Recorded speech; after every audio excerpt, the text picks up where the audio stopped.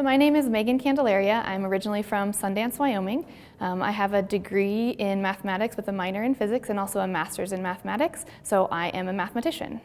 Math is beautiful and it's wonderful and it's how we describe the world and it's a logical way of thinking. It gives us critical thinking and problem skills. But with math, it's like people are almost proud to say, I hate math. So one of my big goals actually is to get people to hate math a little bit less. So I think everyone should love math as much as I do.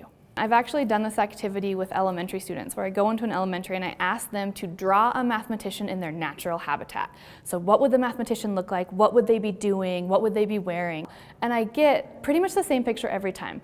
Almost everyone draws a white male when they draw a mathematician. A lot of times I get someone with crazy like Einstein hair. They usually have a pocket protector. They're often in front of a chalkboard and the chalkboard says something like 2 + 2 = 4. And so I'm happy to say that that's not true. There are a lot of women in math. I'm a woman in math. I know several other women in math. There are people of color. Some of our best actually mathematicians in history have been Indian, have been women, and they're just now starting to kind of get their due, which is really, really exciting. So a stereotypical mathematician really should change to look like anyone. A mathematician could be anyone. It could be you, it could be me, it could be your next door neighbor. You just don't know. My identity as a mathematician wasn't really challenged until I got to graduate school. And so I happened to be in a cohort that was all males, and one day we were working on a problem set and we just couldn't figure it out. And so someone had to go to the professor and ask, and nobody else wanted to do it, so I said, well, I'll do it. I'll go to his office hours, I'll ask.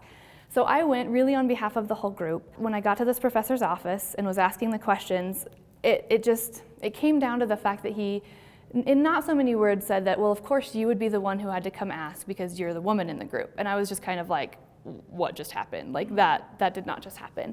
And so I remember leaving his office, and actually the first thing I did was I called my dad, because my dad and I are really close and he's a math person also. And so, thanks to my dad kind of talking me off the ledge, I just kind of let it go, and then what really happened is I worked really, really hard, and I got a fairly good grade in that class, and that professor ended up asking me to work on several projects with him, and so I kind of felt vindicated, like, okay, I showed you that, yeah, girls can do math too. And so regardless of whether he meant his comment or if it was just kind of an off-the-cuff thing that probably didn't mean nearly as much to him as what I took it. So I think it's really, really important that we portray this positive environment for girls in math and science, just to encourage them, because we don't know who's going to be the next great mathematician or engineer or scientist, and we don't want to cut anyone off.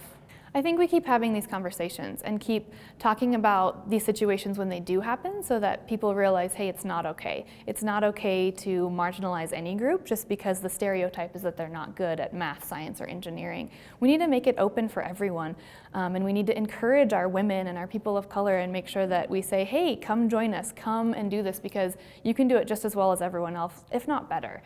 And I think that's what we need to do.